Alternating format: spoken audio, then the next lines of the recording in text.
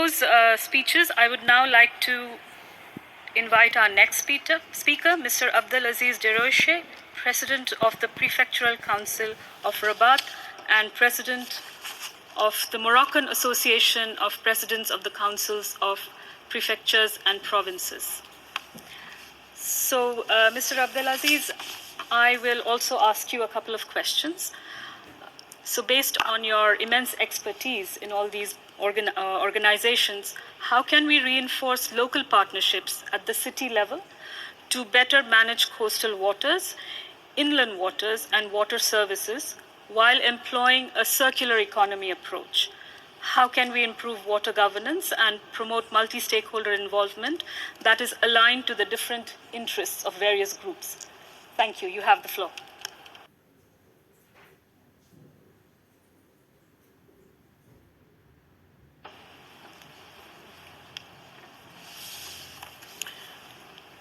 Merci, Madame la Présidente, Mesdames et Messieurs, les représentants des différents organismes et institutions.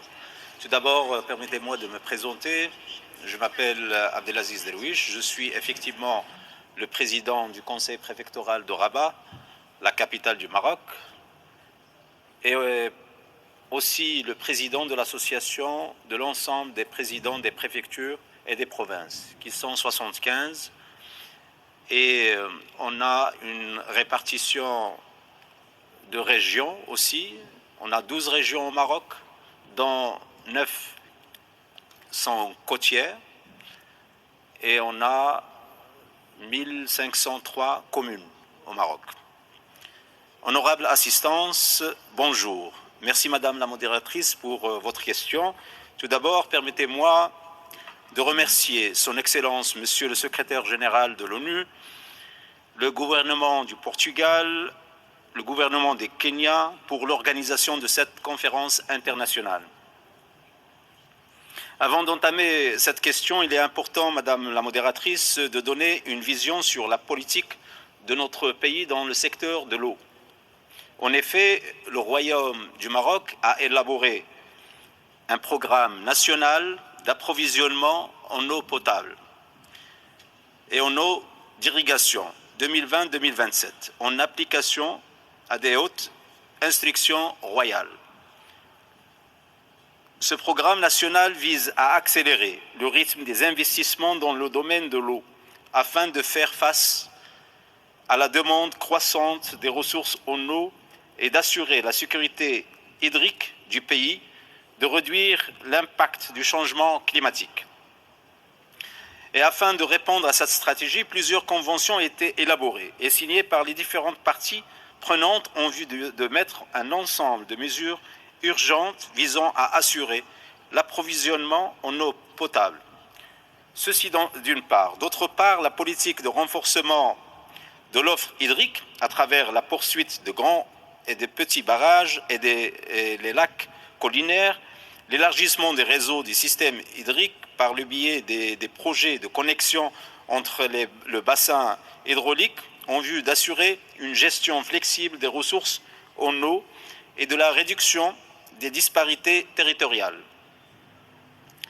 Pour information, le Maroc dispose de 3500 km de littoral, soit un stock d'eau important qui permettrait d'avoir une vision à moyen et long terme dans la perspective de développement du dessalement de l'eau, comme a dit mon collègue d'Israël.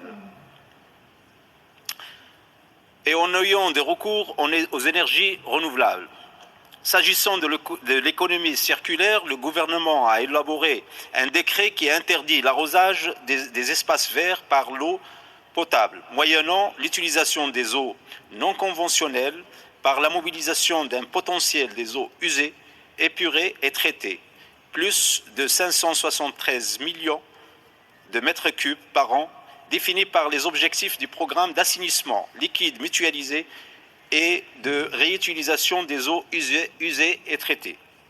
Cette politique reflète parfaitement la coopération multiniveau entre États, régions, provinces et communes comme modèle pratiquée au niveau du Royaume du Maroc qui rentre dans le cadre de la régionalisation avancée dictée par les hautes instructions royales de Sa Majesté le roi Mohammed VI, que Dieu l'assiste, ainsi que le nouveau modèle de développement. Sur le plan de la gouvernance, il est essentiel d'instituer des commissions thématiques avec une participation large et multi-acteurs et des règles de gouvernance clairement établies, comme c'est le cas dans mon pays avec les agences du bassin hydraulique pour la gestion des bassins versants ou les offices régionaux de mise en valeur agricole qui intègrent dans leur comité technique des élus et des représentants des communes. Le plan national littoral récemment adopté au Maroc intègre l'objectif de mise en cohérence des plans d'aménagement territoriaux avec les orientations de ce plan et stipule que les régions doivent être dotées de plans régionaux de protection du littoral. Et actuellement, il y a 9 plans qui sont en cours d'élaboration par plusieurs régions. Les clusters côtiers prévus dans la future stratégie nationale pour l'économie bleue constituent un mécanisme de coordination qui sera essentiel. Il lie au niveau régional des opérateurs privés et des services sectoriels déconcentrés des secteurs et chaînes de valeur relevant de l'économie bleue. Enfin, les agences de développement local et régional, les centres régionaux ou locaux pour l'investissement sont des acteurs clés pour mobiliser les investisseurs et promouvoir l'attractivité des villes et des régions qui auront répondu à ces impératifs posés par l'urgence climatique. Car ces actions d'anticipation et de réponse proactive constituent une garantie contre les risques envisagés et un facteur clé de résilience des investissements réalisés. Le Maroc considère que les ODD comme l'une des dimensions structurantes dans son modèle de développement et en 2010, Sa Majesté le roi Mohammed VI a appelé devant la 65e session de l'Assemblée nationale des Nations unies à s'inscrire dans une réflexion post-2015. Depuis les années 2020, le Maroc a entrepris des réformes structurelles, a investi le tiers de son PIB dans des infrastructures économiques, sociales, la valorisation de ses ressources naturelles et l'atténuation des effets du changement climatique pour renforcer le cadre institutionnel de la mise en œuvre des ODD. Le gouvernement marocain a mis en place une commission nationale de développement durable. Le Haut Commissariat au plan, institutionnellement et fonctionnellement indépendant, est mandaté pour le suivi et l'évaluation de l'ODD et il a signé dans ce cadre un accord de partenariat avec les Nations Unies pour le développement et 10 autres avec les agences des Nations Unies. Depuis, le Maroc a connu des avancées remarquables telles que le port de Tangemed, le TGV et aussi les énergies renouvelables qui connaissent une expansion continue. Le centrale solaire Nord de Ouarzazate est l'une des plus grandes au monde et le parc éolien est le plus vaste en Afrique. Le Maroc contribue dans la mise en œuvre des ODD mondiales. La COP22 à Marrakech a bien souligné la dimension internationale et africaine de l'engagement du Maroc dans la lutte contre le changement climatique, devenant un principal promoteur de la coordination Sud-Sud. Il a signé plus de 1000 accords et contribue au lancement de nombreux projets de développement durable sur notre continent africain. Madame la modératrice, en marge de la COP22 et par la signature de la déclaration de Rabat, les présidents des collectivités territoriales au Maroc se sont engagés à travers 14 actions pour garantir aux populations locales le droit à un environnement sain et durable, qui est un droit fondamental conformément à l'article 31 de la Constitution du Royaume du Maroc de 2011. Les lois organiques relatives aux collectivités territoriales marocaines leur ont dévolu plusieurs compétences dans les domaines de la protection de l'environnement et de la lutte contre les défis néfastes des changements climatiques.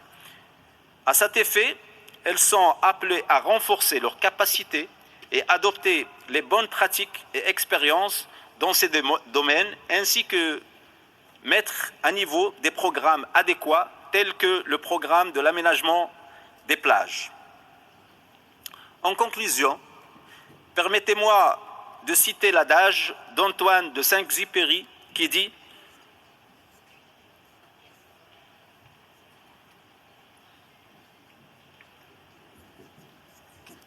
Nous n'héritons pas de la terre de nos parents, mais nous l'empruntons à nos enfants. » C'est un processus en constante évolution qui répond aux modes des générations présentes sans compromettre ceux des générations futures. Merci, Madame la modératrice. Merci pour votre attention.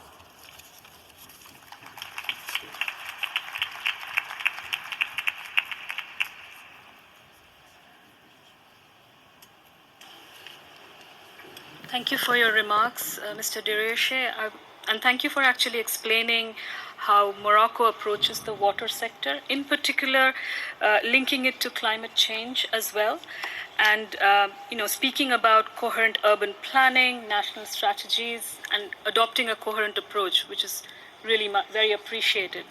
Thank you for that.